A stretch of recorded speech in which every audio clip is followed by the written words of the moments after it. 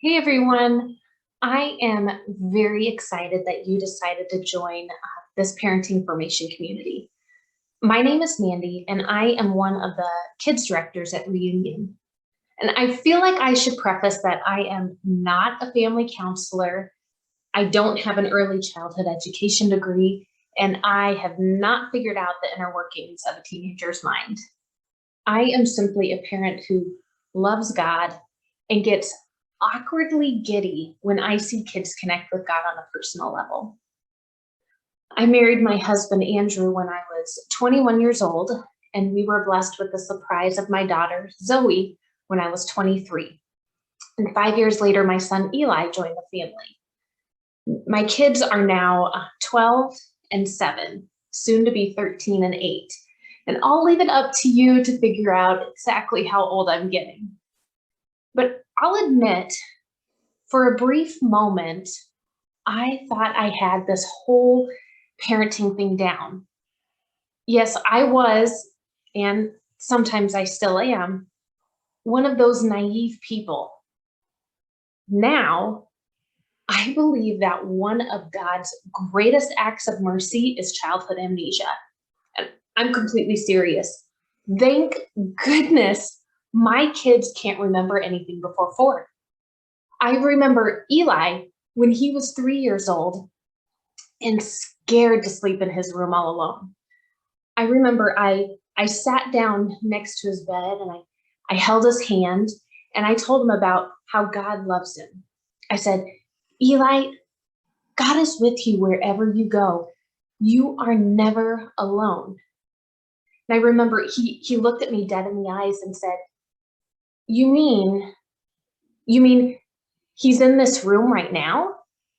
And I said, yes. And I was so sure he would feel this overwhelming comfort and just drift back off into a peaceful sleep.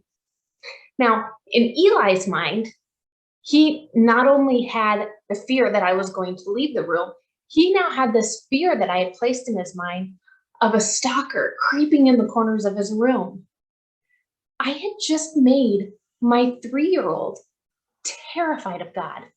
He was not comforted by what I said. He was not okay with me leaving his room, and he was definitely not going to sleep anytime soon. How easily our good intentions can still miss the mark. When I wasn't ruining my children's view of God, I had a dangerous habit of reducing parent down to a neat set of rules with a list of consequences when those rules were broken. I know, such a fun mom. I've had chore charts, sticker charts, good behavior charts. And I remember I would think, if I could only find the right combination of control and direction, maybe if I raised my voice or I had a more threatening face tomorrow, maybe if I played the guilt card, they would be more likely to behave how I wanted them to.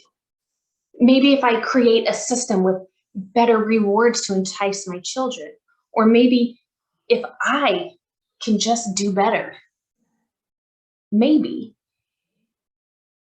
then I won't be so exhausted that I can enjoy this thing called parenting. Now, don't get me wrong, rules are good. Kids need rules. God gave us rules to live by. But as Paul David Tripp says in the book that we're going to be reading, if rules were enough, Jesus would have never needed to come to earth. As I learned, and I'm still learning today, I can't reduce parenting down to the control and management of behavior. I am dealing with something so much deeper than behavior. You are dealing with something so much deeper than behavior. So let me give you an idea of what this formation community is going to look like. Every week in your free time, we're going to read through one chapter of the book. With the exception of this first week, I want you to read the introduction and the chapter. The chapters are short, so hopefully that'll help.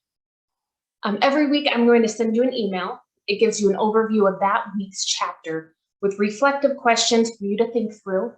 And if you're parenting with another person, I challenge you to go over those questions together. And as we near the middle of the book, we will have our first of 2 Zoom sessions. More details will be sent on that later. And as we navigate through parenting from God's perspective together, I want you to know that I am not limited to our Zoom sessions. I'm available throughout the week, so please email me with questions, thoughts, struggles, suggestions, or simply because you need an ear. I hope and pray that my parenting style and your parenting style 14 weeks from now looks different than what it does at this moment. I love how Tripp says it in his book, how radically different parenting becomes when we quit trying to produce change and become a willing tool of grace that rescues, forgives, and changes.